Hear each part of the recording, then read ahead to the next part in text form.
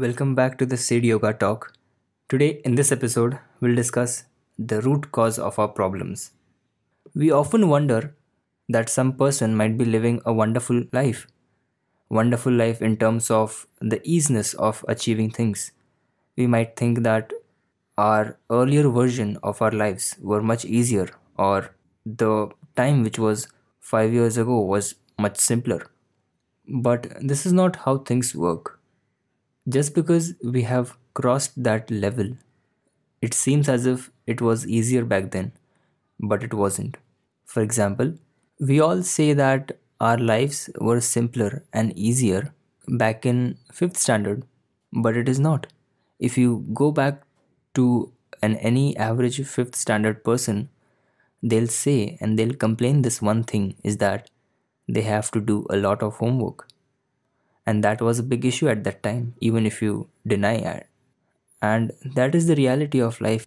You might find that homework now not that of an arduous task, but for a person who is in 5th standard right now might feel it as the most difficult task or the most strenuous task. And that is how things work. Everyone has to suffer, and that is the reality.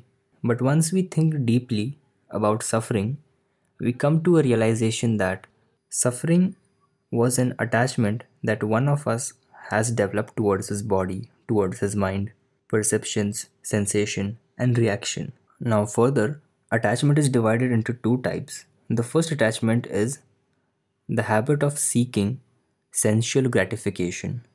For example, an alcohol addict consumes alcohol and he wishes to experience the pleasure of sensation that is produced through alcohol. And in the same way, the addicted is conditioned for that craving.